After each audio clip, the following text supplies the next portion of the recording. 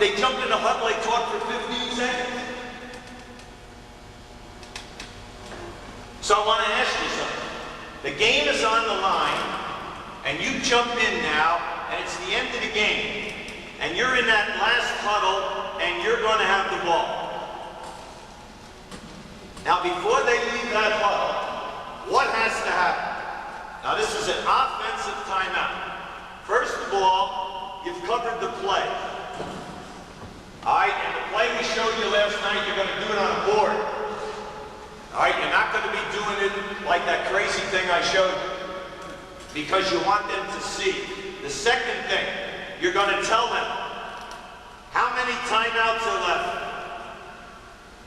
The only guy that really has to know that is the inbound passer.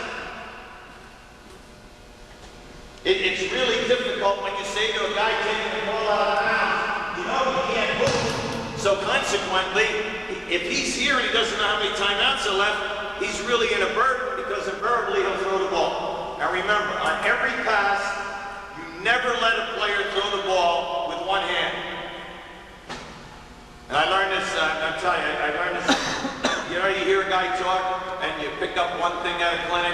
Frank McGuire said this, and it was in 1969 in Stetson, and I've never forgotten. How many times have you seen a guy take the ball out of bounds and throw the ball in with one hand and the defense switch to what and deny, and you do this? It's the favorite thing. Oh, shit. As the guy intercepts it, it goes down and lays it in.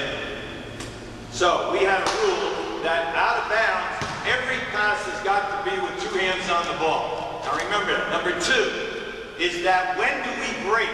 We break as soon as the referee hands the guy the ball. They go. Because we don't want to lose a second.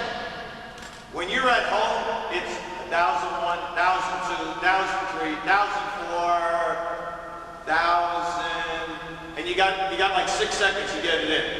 When you're on the road, you know you're getting screwed. The guy goes, 1, 3, 5. 5 seconds. Why? Because the guy's going to do 20 of their home games. You know that. All right, so consequently, when you're getting screwed, it doesn't matter which level it's at, the guy goes 1, 3, 5. So the key being, save the second. And we found this is great. Why? All the guys are watching the ball. So when I give you the out-of-bounds stuff on the side today and underneath, understand that we are going as soon as the ball comes into the hand. Now we're moving. And the next rule is, well, we have a $50 fine anytime you pass with one hand. Anytime you do pass the ball in from out of bounds, it's 50. And the same thing on a pitch out on the fast break, which I'll show you this afternoon. This afternoon is all transition stuff against zone presses, traps, and all that kind of business. All right? All right, so what do we say now? We say, number one, the guy out of bounds, so you're in your huddle, you've given him the play, everyone knows how many timeouts are left. Number three, are we shooting the penalty? Now you say, why is this key? Well, shooting the penalty is the most important thing. You tell that kid, no fadeaway jump shots. No fadeaway jump shots. You got to take that ball to the rim so that we have a chance to win, not with just the shot.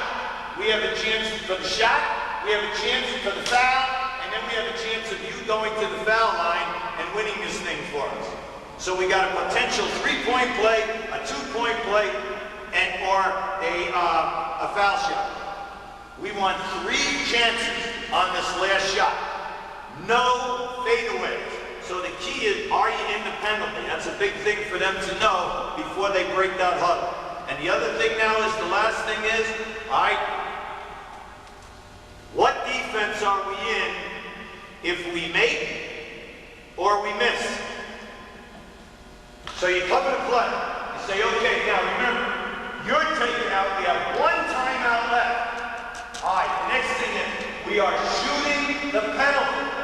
All right, you're telling him now, once we score, always talk from the positive standpoint. Always. Once we score, we're in this. If we should miss, but we're not.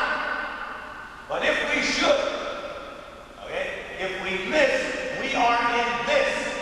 And then I'm going to ask you a big question like I asked you last night. Do you go for the trap first, and then the foul,